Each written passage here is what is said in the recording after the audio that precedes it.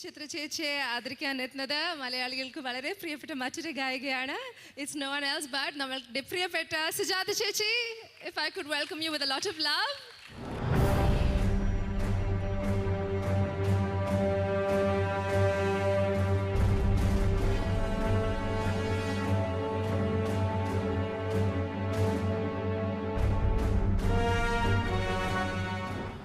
കേരളത്തിൻ്റെ വാനമ്പാടി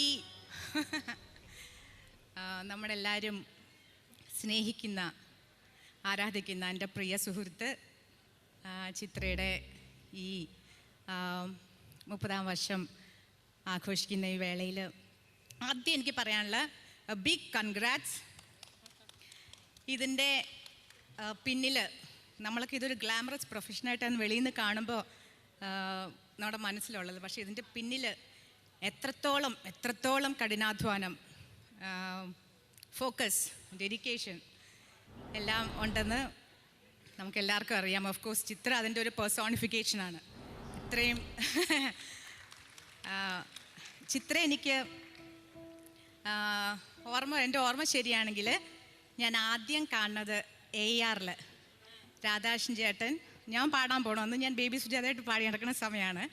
അപ്പോൾ രാധാകൃഷ്ണൻ ചേട്ടൻ പറഞ്ഞു, മോളെ ഞങ്ങളുടെ ഇവിടുത്തെ ഒരു പാട്ടുകാരിയുണ്ട്, ഒന്ന് പരിചയപ്പെടണം. ഇപ്പോൾ ഒരു കൊച്ച് നല്ല വെളുത്ത് മെലിഞ്ഞ് വന്ന് പാടിത്തന്നു. ഓ ഗാഡ്, ഇപ്പം പാടുന്ന പെർഫെക്ഷനിൽ അപ്പോഴും പാടി. ആൻഡ് അത് രക്തത്തിൽ അലിഞ്ഞു ചേർന്ന സംഗീതമാണ്.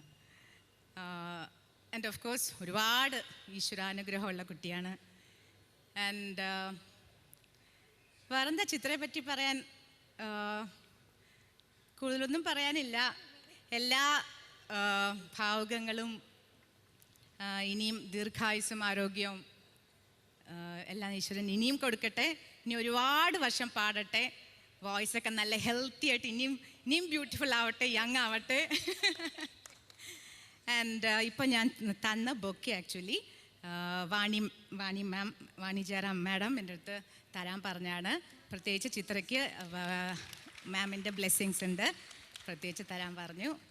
അപ്പോൾ and wish you all piece and happiness in life. God bless you. Thank you Sujatha ചേച്ചി. കറയറ്റ സ്നേഹത്തിൻ്റെയും സൗഹൃദത്തിൻ്റെയും ഒരു റിയൽ എക്സ്പ്രഷൻ ആയിരുന്നു ഈ വേദിയിൽ ചിത്ര പൗർണമിയിൽ ഈ മലയാളത്തിലെ രണ്ട് ഗായികമാരിൽ നിന്നും നമുക്ക് ലഭിച്ചത്. Thank you so much once.